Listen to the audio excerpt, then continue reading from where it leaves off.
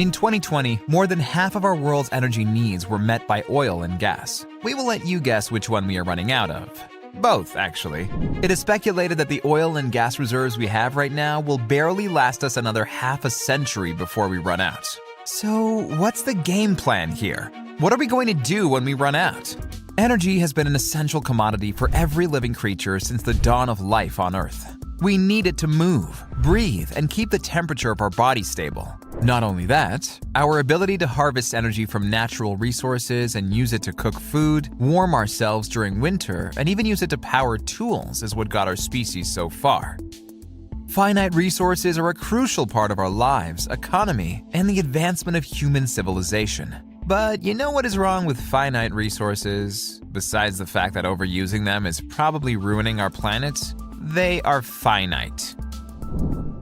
Before we get deeper into the subject, let's get one thing straight. We are not running out of all fossil fuels. We still have plenty of coal to go around, which can be and is used to generate energy. But just as a thought experiment, we are assuming we ran out of all non-renewable energy sources. No coal, oil, or gas. None.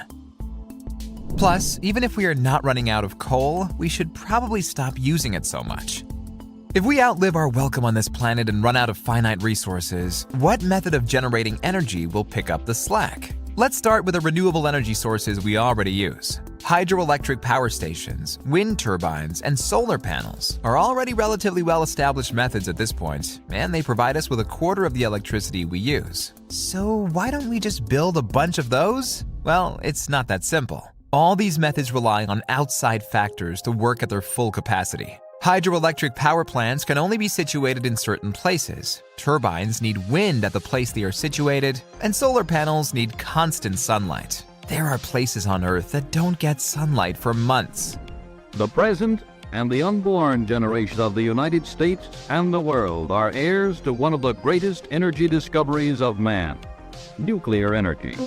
What about nuclear energy? Nuclear plants alone provide around 10% of the electricity we use. This might sound like we are cheating because technically nuclear power too is a finite source. You need uranium to make it work. But it is becoming more and more recyclable, so we will go on and say it is not cheating.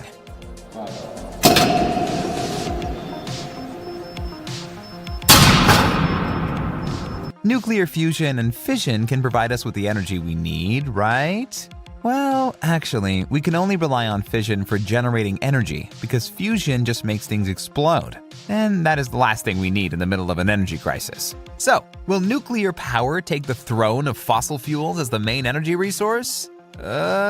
Maybe? Nuclear power plants come with a number of problems. They take more than a decade to be built, require a big investment, and are kind of risky. What happened in Chernobyl and Fukushima are still remembered to this day, and the general public's opinion on them is conflicting. And lastly, let's take a look at the future possibilities. A flash of lightning usually holds around 300 million volts of electricity. Can't we just harvest that? The issue with this method would be the same as the first three methods we mentioned. We don't know when or where lightning will hit, and the batteries we have right now need to be charged slowly, and lightning is anything but. Volcanoes can also be promising in the future. An active volcano can generate approximately, a lot of thermal energy if we find a proper way of harvesting it. We don't know what we will do, and there are countless possibilities. Thankfully, there are people working on this issue already, with more new renewable energy sources being utilized each decade. But we better pick up the pace, because half a decade is not that much time.